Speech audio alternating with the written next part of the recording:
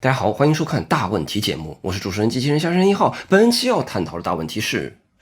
残疾人和正常人真的有本质的不同吗？我们经常看到网上有人吐槽西方的某些白左魔怔人啊，对身份政治的敏感啊，真是到了令人发指的地步。他们啊抗议称呼残障人士为残疾人啊，应当改成身心障碍者，认为称呼残疾人为残疾人啊是一种对残疾人的歧视。乖，歧视这个违反政治正确的大帽子给你一扣，那你可真就是百口莫辩了。后来呢，他们觉得啊，就连身心障碍者这个称呼啊也不够政治正确，应当改成特殊能力者。这让人感觉啊，就是谁敢说残疾人不好啊？残疾人好得很呐！残疾人啊，不但不能说有残障，他们还有超能力呢。当然我们知道啊，这种观点背后的动机是好的啊，旨在消除歧视和偏见，提升残障人士的自尊和社会地位。但是呢，咱为了政治正确，也不能颠倒黑白呀。咱不能为了政治正确，愣是把残疾也说成是好的呀。残疾就是不好的呀，那残疾人也不想残疾啊。正是因为我们觉得残疾是不好的，我们才会同情残疾人，才会给他们改善无障碍设施，提供更多的支持和机会，来减轻残障人士的困难处境，对不对？那如果按照魔怔人说的啊，残疾都不是一种不好了，那我们为啥还要去改善残疾人的处境呢？对不对？这个问题呢，就是西方白左魔怔人发明出来的伪问题嘛。这个问题呢，还真不单单是西方魔怔人会争吵的话题哦。有一些正经的哲学家也认为，这是一个值得认真对待的哲学大问题。美国哲学家伊丽莎白·巴恩斯区分了两种差异的概念，也就是残障人士和非残障人士是有差异的。这种差异可以分为两种方式来看待。一种看待方式是坏的差异 bad difference， 另一种是单纯差异 mere difference。这个坏的差异就是说呢，残障人士和非残障人士的区别在于，残障本身就是坏的，对吧？盲人就是看不见啊，聋人就是听不见啊，他们的残障本身就是坏的，就是一种缺陷。哪怕这个残障人士生活在一个完全不歧视残障人士的社会中啊，残障本身依然损害了残障人士的利益。但是呢，不同于坏的差异啊，有哲学家认为啊，残障人士和非残障人士之间的差异啊，仅仅是一种单纯差异 mere difference。这就是说呢，这种差异啊，就如同男人和女人、黑人和白人、同性恋和异性恋之间的性别、种族、性向的差异一样，残障人士和非残障人士之间啊，同样是一种单纯的人与人之间的一般差异。这个残障啊，确实会使得一个人不同寻常，但是每个人都是不同的啊。你说你跑得比霍金快，人霍金数学题做得还比你好呢，人霍金也没说你是脑残，对不对？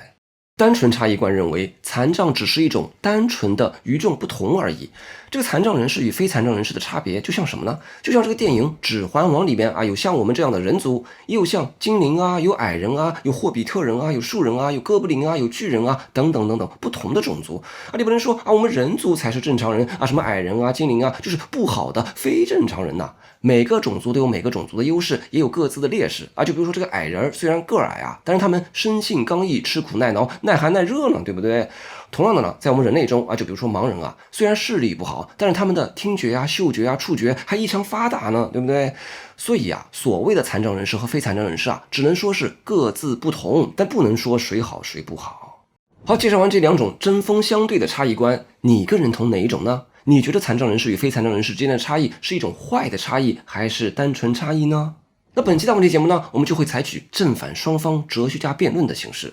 正方是占单纯差异的，认为残障人士与非残障人士的差异仅仅是单纯差异；反方是占坏的差异的，认为残障本身就是一种坏的缺陷。反方将会就3个议题对正方发起3轮猛攻，也就是生活质量论证、致残论证以及无痛致残论证。正方将会对这3轮进攻做出回应与反击。为了让这场辩论看起来更为直观，下面代表正方发言的时候，我会身穿白色的衣服；代表反方发言的时候，我会身穿黑色的衣服。这黑白两色的 T 恤是我们大问题节目出的一款周边 T 恤，置顶评论就是商品链接，感谢大家支持一波。T 恤上的字儿，活着是为了什么？去码头整点薯条。好，介绍完正反双方，下面我们进入辩论正片。我们先进入第一个议题：生活质量论证。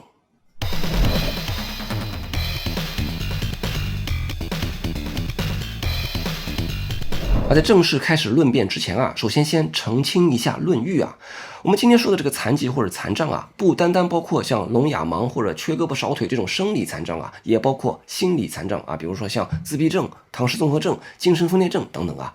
还需要澄清的一点是啊，我们今天只讨论残障 disability， 而不讨论疾病 disease， 这两者可不是同一回事哦。残障啊是一种持续的状态，影响的是人的功能和能力啊。我们会把残障看作是残障人士的一种属性，对吧？英语里面在这个属性后面加个1、2啊，就是这种人呢。中文里面呢就是加个轻声的子字啊，比如说瘸子啊。但中文里面的这个表达是有歧视的，我们不提倡啊。说这个呢，只是帮助我们理解残障和疾病是不同的。这个残障是人的一种属性，而疾病就不是人的属性的。疾病是身体状态出现了异常啊，通常伴随着病痛和其他的不适的症状啊。为了我们今天这场论辩不至于各说各话，我们今天只讨论残障而不讨论疾病。好，澄清完论语，现在是反方发言。反方认为啊，残障与非残障啊，并非像男女之别一样是单纯差异，残障啊，它就是一种坏的差异。为什么呢？一个最朴素的事实就是，残障人士的生活质量啊，比非残障人士要差很多。要知道啊，残障是某种基本的机体功能的缺失啊，会严重影响正常的社会生活的。比如说我们开题的时候说了，这个盲人就是看不见啊，那即便给盲人提供各种辅助工具啊，比如说就算有盲文书籍和语音辅助设备啊，他们仍然无法享受视觉带来的愉悦啊。比如说他们就是无法看电影啊。残障人士在就业方面也面临着显著的障碍。注意哦，这里并不是用工单位故意歧视残障人士啊，而就是因为残障本身使得他们无法胜任很多工作。就比如说，盲人就无法做这个出租车司机，聋哑人就无法做这个电话客服，精神分裂者就无法做这个急诊科医生，等等等等。这就是残障本身对人造成的不利条件。总而言之呢，尽管社会在不断努力改善残障人士的生活条件，提供更多的支持和机会，但残障人士就是过得比非残障人士更艰难啊！这充分说明了残障本身就是不好的，是一种坏的差异。论证完毕。当然，反方需要再次澄清啊，认为残障本身就是一种缺陷，这是个事实判断，并不代表在价值上应当歧视残障人士啊。恰恰是因为残障本身就会让人处在不利的处境，我们才需要去帮助和支持残障人士。好，介绍完反方的观点，接下来我们来看正方又该如何应对。正方完全同意反方刚刚说的一切啊，就是残障人士的生活质量确实是低于非残障人士的。但正方的代表之一，英国哲学家汤姆·莎尔比亚指出啊，这并不是因为残障本身造成的，而是因为社会对待残障人士的方式不够友好和包容啊。顺带提一下，这个汤姆·莎尔比亚本人就是一个先天性软骨发育不全的残障人士啊。汤姆·莎尔比亚认为啊，残障人士看起来好像处于不利处境啊，这恰恰就是由于社会环境和人们的态度造成的。就比如说呢，聋哑是不好的，这恰恰就是站在所谓的正常人的角度来说的啊。我作为一个用口语来交流的正常人是好的啊，如果要我用手语来交流的话，那多难受啊。所以我们用口语来交流的正常人是好的，用手语来交流的聋哑人是不好的。看到没？这恰恰就是建立在所谓的正常人对聋哑人的偏见和歧视的立场上说聋哑是不好的，这就是一种循环论证，对吧？前提一是聋哑人是不好的，前提二是聋哑人之所以是不好的，是因为聋哑人没有我们正常人好，所以结论就是聋哑人是不好的。这就是拿想要得出的结论来做前提的嘛，这就是典型的循环论证。那请问，如果按照反方的这个循环论证逻辑，我们完全也可以站在聋哑人的角度上说啊，我作为一个用手语来交流的聋哑人是好的啊，如果要用口语来交流的话，那多难受啊！所以我们用手语来交流的聋哑人就是好的，用口语来交流的正常人就是不好的。不要扯谁好谁不好的问题，各有各的好，也各有各的不好。不同的人啊，都有不同的生活体验。但是这个有舍就有得嘛，那残障人士在失去某些能力和体验的同时，也获得了他们独有的能力和体验啊。我们开题的时候说过啊，这个盲人的听觉、嗅觉、触觉异常发达。你说盲人无法看电影，那你还没法像盲人那样体验那么微妙细腻的触觉感受呢。这对于聋哑人来说也是一样啊，就是确实呢，聋哑人丧失了听力啊，但是聋哑人也有自己独特的能力和体验啊。比如说那些以手语而非口语为第一语言的人啊，体验到的就是一种独特的视觉语言带来的经历，这种语言经历啊，是以口语为第一语言的人体会不到的。那此外呢，聋哑人可以通过震动的方式来体验音乐啊，这种体验啊，是听力正常的人无法完全理解的。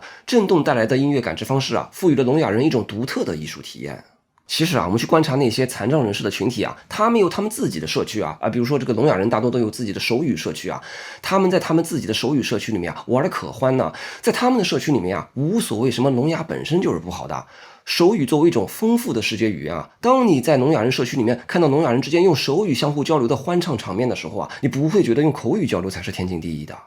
正方认为残障和非残障本身没有谁好谁坏。那么怎么解释残障人士的生活质量不如非残障人士呢？正方认为啊，这并不是残障本身造成的，而是因为这个社会上的主流观念对残障人士的偏见和歧视，以及由此造成的对残障人士缺乏相应的适应和支持，对吧？现在社会上绝大部分的设施啊，就是为非残障人士设立的。这个人行道不为盲人修盲道，电视台不为聋人设立手语主持人，这才使得残障人士处于不利处境嘛。这就像什么呢？这就好像啊，如果一个社会只修男厕所而不修女厕所，这造成了女性想要上厕所的时候处于不利处境，这确实降低了女性的生活质量。但你不能说是女性这种性别拉低了女性的生活质量啊。那同样的道理呢，残障本身并不会拉低残障人士的生活质量，残障不是坏，坏的是这个主流社会缺乏对残障人士的适应和支持。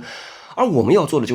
就如同既给男人修男厕所，又给女人修女厕所，那既给大高个制作 XXL 的衣服，又给小个制作 S 号的衣服一样，我们也要既给看得见的人修平板路，又给看不见的人修盲道，既给听得见的人发语音，又给听不见的人发手语，那么残障人士就能像其他人一样参与社会生活，享受平等的权利和机会。在这样的理想社会中，残障和非残障就没有什么本质的不同，所谓的残障只是一种单纯的与众不同的特质而已。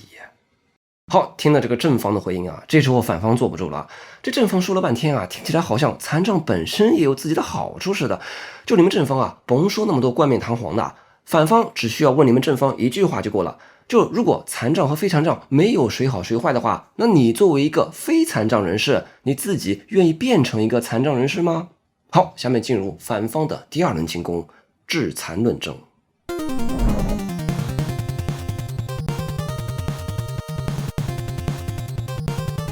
反方的代表美国哲学家杰夫·麦克马汉给出了一个强有力的攻击，我们可以姑且称之为致残论证。就是说呢，如果残障真的只是单纯差异而不是坏的差异的话，那是不是意味着致使他人残疾也是可以被允许的咯？我们可以考虑这样一个例子，小美和她的非残障朋友小帅在一个实验室工作。有一天呢，他们一起操作激光设施，小帅呢没有戴任何防护眼镜，小美呢她知道啊，如果她把激光束对准小帅的眼睛，小帅就会永久失明。然而小美并没有采取任何措施避免将激光束对准小帅的眼睛，因此导致了小帅的眼睛永久失明了。小帅非常愤怒，质问小美怎么能这样。小美对此回应说，听着，残障是一种单纯差异哦，成为残障人士并不比成为非残障人士更糟糕哦，所以我并没有什么错呀。请问你能接受小美的这个逻辑吗？那肯定不能的嘛，小美就是故意伤害了小帅的嘛，因为让小帅致残啊，肯定就让他的境况变差了嘛。而且呢，即便小帅后来成为一个对自己失明适应良好的残障人士啊，这个社会为盲人提供了一切保障设施，即便如此呢，小美当初的行为依然是错的。这就说明呢，说残障是单纯差异是非常荒谬的。我们可以把这个致残论证总结为如下形式：前提一是，如果 x 与 y 的差异是单纯差异的话，那么致使某人从 x 状态变为 y 状态是可被允许的，对吧？反正只是单纯差异嘛 ，x 变 y 的话就不至于变坏嘛，就没什么错，因而是 permissible 的。那么前提二是，致使某人从非残障状态变为残障状态是不被允许的，对吧？你把人搞残了，这就是错的了，是 not permissible 的。因此结论就是，非残障状态与残障状态其实并不是单纯差异啦。论证完毕。那把这个致残论证的逻辑反过来用，美国哲学家艾伦·布坎南等人也提出了一种治疗论证，就说呢，如果我们认为残障是单纯差异而非坏的差异的话，那么消除残障的行为也不具价值喽，甚至是不可被允许的。然而事实并非如此。假设科学技术的发展啊，已经能够治愈某种残障了啊，例如通过什么基因疗法恢复盲人的视力，或者通过先进的假肢技术恢复残疾人的行走能力啊，那大多数人啊都会认为这些行为啊是可以接受，甚至是值得追求的，对吧？如果科技更加昌明了，我们肯定会用这种科技去治疗残障，对不对？消除残障的行为啊是可遇的，是值得追求的，是好的。那么这就反过来证明了残障就是一种坏的差异嘛。我们可以把这个治疗论证总结为如下形式：前提一是，如果 x 与 y 的差异是单纯差异的话，那么致使某人从 x 状态变为 y 状态不是可遇的。这个不是可遇的意思啊，就是 not desirable， 意思就是没必要变，那反正只是单纯差异嘛，变了也没什么好处，所以就是 not desirable。那么前提二是，致使某人从残障状态变为非残障状态是可遇的，因此结论就是非残障状态与残障状态其实并不是单纯差异的。论证完毕。好，介绍完反方的观点，接下来我们看正方又该如何应对。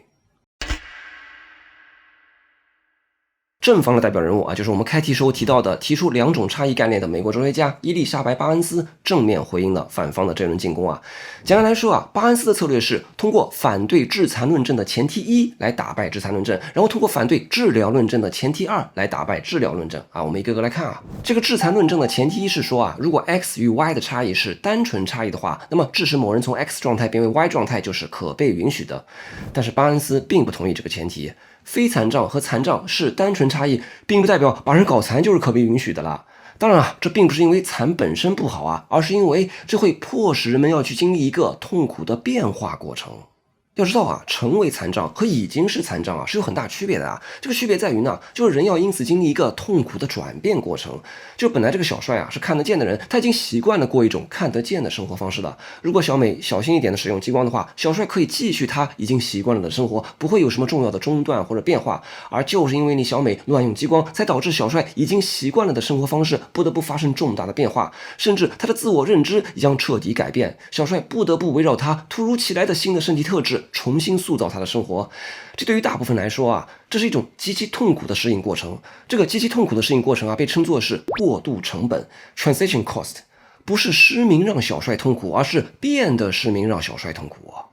那延续这个思路呢，巴恩斯也可以回应治疗论证。治疗论证的前提二是说啊，致使某人从残障状态变为非残障状态是可遇的。但这可能就是非残障人士的一种想当然了啊，就是有些个所谓的正常人会认为啊，你们残疾人成为和我们正常人一样的人是一件美好的事情哦。但是对于那些原本残障的人来说啊，他们被治好的过程啊，可能就如同被致残一样啊，会有巨大的过渡成本。他们必然经历一个痛苦的适应过程，就如同让已经习惯了过看得见生活的小帅变得看不见，会给他带来痛苦的过渡成本一样，让一个习惯了残障生活方式的人变得不残障了，同样会给他带来痛苦的过渡成本。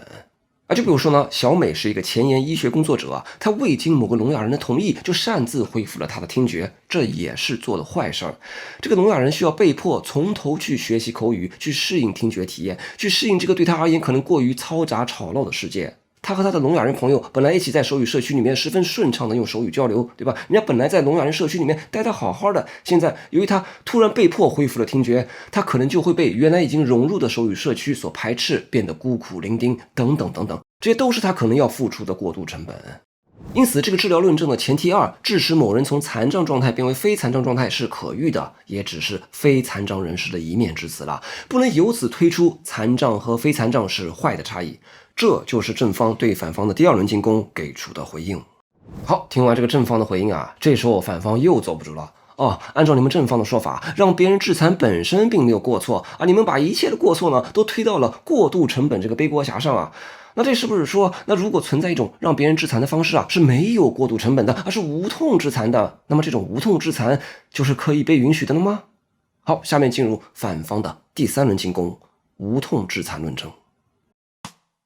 在这里插播一段会议说明啊，咱们这个大问题系列节目啊，典型的形式就是哲学家开会，一起来探讨和争论一个大问题。所以呢，我们并不仅仅是一个单向输出的科普或哲普节目啊，我们更想听听你对于这个大问题的看法。我们邀请你同哲学家们一起参与到本期大问题的研讨会之中，请关注微信公众号大问题 Dialectic， 发送关键词残障问题，就会收到一个微信群二维码。对本期议题感兴趣的朋友会在这个群里面把本期大问题研讨会继续开下去，请投出你的一票，并在研讨会中发表你的看法。好，参会说明就介绍到这儿，我们继续下半场的会议。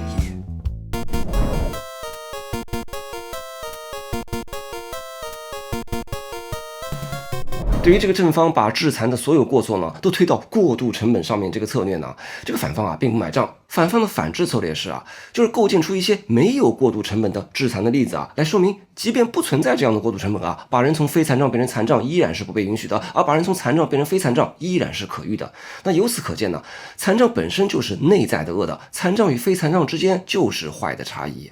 这个常见的没有过渡成本的例子呢，就是让婴儿经历改变，对吧？假设呢，小美有一个6个月大的孩子小美，这个小美呢，就认为残障是人类多样性的重要组成部分，并且认为增加幸福的、适应良好的、受过良好教育的残障人士数量是对抗残障歧视的重要组成部分，并且呢，她有合理的信念认为，她抚养的任何孩子都有很大机会成为幸福的、适应良好的、受过良好教育的残障人士。于是，小美就带小美接受了一种变成残障的高科技手术。小美呢，也不会因此经历任何痛苦，她也不会记住这件事儿。结果是，小美将在余生中一直是残障人士。注意看哦，这里已经没有任何过渡成本来当背锅侠了哦。小美在适应残障时不会经历任何痛苦的过渡，她所有的成长经历都是在她已经是残障的情况下发生的。那么请问，你会觉得小美让小美致残是可以被允许的吗？那显然不是嘛。这个案例就像致使小帅失明的案例一样小美都是错的。那由此可见呢，所谓的过渡成本只是替罪羊，即便没有过渡成本，致残依然是不被允许的。这就是因为残障与不残障之间不是单纯的差异，残障就是内在的更为糟糕。我们可以把这一轮加了补丁的致残论证总结为如下形式：前提一是，如果 x 与 y 的差异是单纯差异，那么在没有过渡成本的情况下，致使某人从 x 状态变成 y 状态是可被允许的。那前提二是，就连在没有过渡成本的情况下，致使某人从非残障状态变成残障状态依然是不被允许的。因此结论就是，非残障状态与残障状态其实并不是单纯差异啦。论证完毕。此外，反方的代表美国哲学家伊丽莎白·哈曼指出，我们这里依然可以考虑一个逆转案例，就是在没有过渡成本的情况下，把原本残障的婴儿变得不残障，依然是可遇的。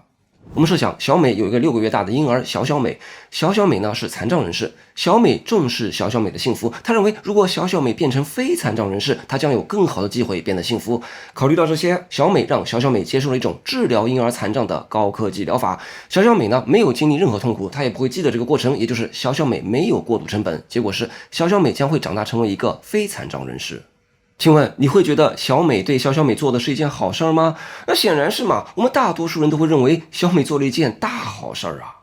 我们可以把这一轮加了补丁的治疗论证总结为如下形式：前提一是，如果 x 与 y 的差异是单纯差异的话，那么在没有过渡成本的情况下，致使某人从 x 状态变为 y 状态不是可遇的。那么前提二是，在没有过渡成本的情况下，致使某人从残障状态变为非残障状态是可遇的。因此结论就是，非残障状态与残障状态不是单纯差异。论证完毕。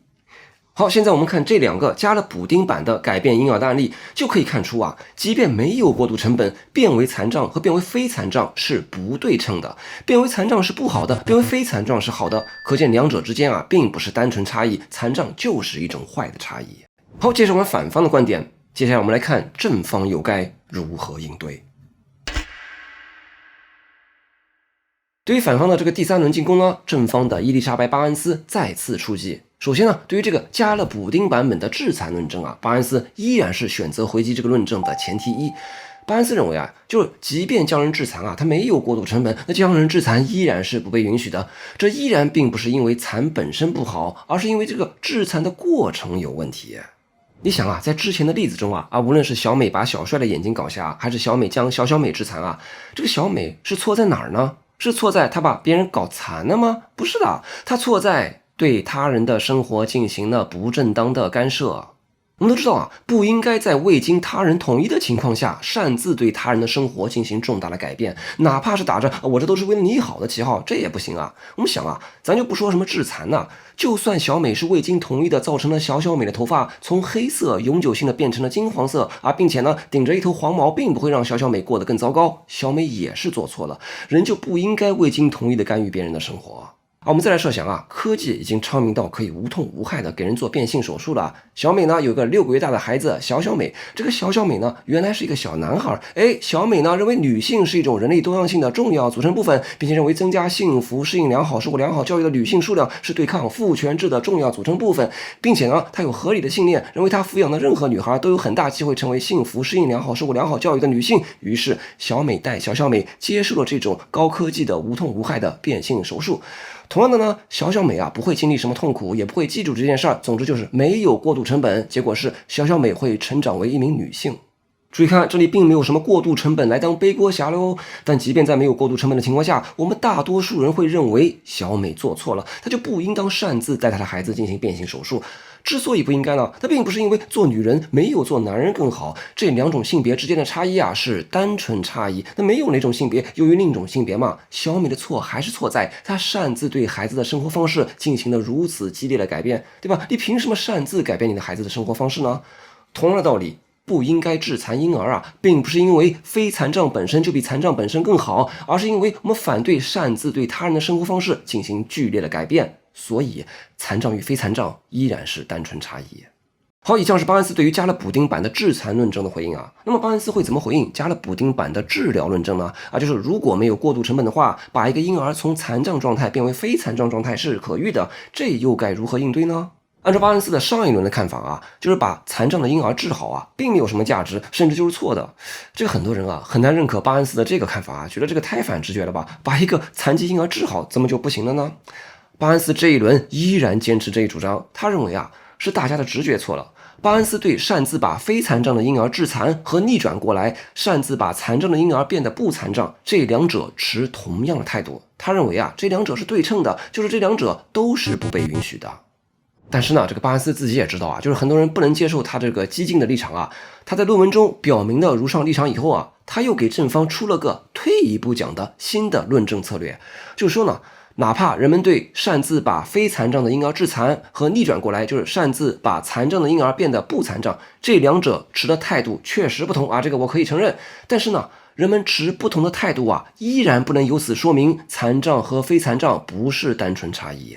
这怎么说呢？这巴恩斯分析说啊，首先我们要知道啊，就是为什么人们会认为啊，擅自把残障婴儿变得不残障是好事儿，而无痛致残婴儿就不被允许了呢？是因为后者具有潜在风险。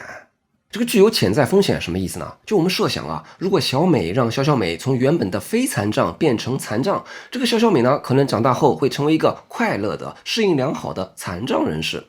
但是呢，他更有可能不会，他更有可能呢会怨恨自己的残障，渴望成为非残障，并因此感到不开心。相反呢，如果小美让小小美从原本的残障变为非残障，那小小美呢不太可能长大以后怨恨自己没有残障，或者渴望成为残障。简单说就是让小小美变成残障，比让她变成非残障风险更大。举个具体的例子可能说得清楚一些啊。假设这里的残障是失明，如果小小美长大以后视力正常，那她不大可能对自己能看得见感到沮丧，并且希望失明啊。但如果小小美长大以后失明，她可能就会对自己的失明感到沮丧，并且希望能看得见。虽然呢，许多失明的人对他们的失明确实感到非常满意，但并不是所有人都这样啊。失明比能看得见有更大概率的潜在风险，会让小小美长大以后感到不开心。但是巴恩斯这里就要问啊，这种让小小美有更大概率不开心的潜在风险是残障本身造成的吗？并不是啊，这是由于社会上普遍存在的对残障人士的歧视和偏见导致的。他们先入为主的认为残障就是一种缺陷，于是呢，导致本来是一种单纯差异的残障人士也开始怨恨自己的残障了，这才是造成这个潜在风险的根本原因。这种说呢，如果我有一个孩子本来是残障的，我会为了他长大以后更大概率活得开心而为他治疗变成非残障。但这并不是因为残障和非残障有什么坏的差异而仅仅是为了让我的孩子长大后能够躲开这个社会的不公正的对待。错的不是残障，而是这个社会。我们这里可以帮巴恩斯再举一个例子就能更清楚的了解他什么意思了。这就像什么呢？这就好像女孩子晚上出门最好不要穿着太过性感，因为如果穿着太过性感的话，容易提升遭遇性侵的潜在风险。所以呢，如果我作为一个女孩子，今天晚上出门的时候，我就穿着严实一点了。但是注意哦，我选择穿着严实是因为我穿着性感本身是错的吗？不是的是因为我不想让自己有遭遇性侵的风险。而这错在哪呢？这错在那些看到穿着性感的女子就管不住自己行为的男人是我妥协了，我放弃了穿着性感了，但是你们据此就能评判说女孩子穿着性感本身就是错的吗？穿着性感和穿着严实这二者之间没有谁对谁错谁好谁坏，这就是两种不同的穿搭风格，两者是 mere difference， 是单纯差异，是社会中的恶造成了这两个本来是单纯差异中的一个具有了被性侵的潜在风险。那同样道理呢，残障和非残障之间也仅仅是单纯差异，是社会环境中的恶造成了这两个本来是单纯差异中的一个具有了被歧视的潜在风险。好，这就是正方对反方第三轮进攻给出的回应。介绍完正反双方的三轮辩论，接下来我们进入本期残障问题大问题研讨会的会议总结。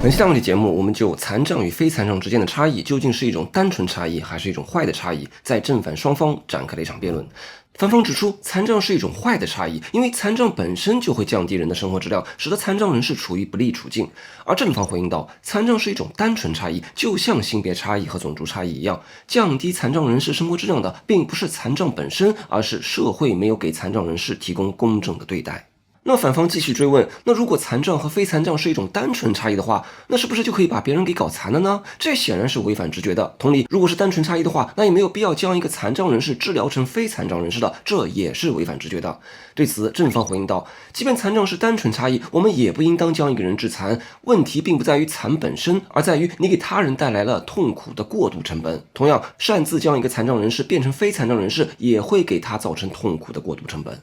那反方继续追问，如果科技昌明能够去掉这些过渡成本的话，那是不是就可以把别人给搞残了呢？或者反过来，就没必要把残障人士治好了呢？这依然是违反直觉的。正方回应道，如果没有过渡成本，依然不能将人治残，这依然并不是因为残本身不好，而是因为人就不应当未经同意而擅自改变他人的生活方式。而对于在没有过渡成本的情况下，是否应当把残障变为非残障，正方认为，在操作上可以理解多数人都会选择把残障变成不残障，但这依然并不是因为残本身是坏的，而是为了避免残障带来的潜在风险，而这潜在风险是由于社会对残障人士的不公正对待导致的。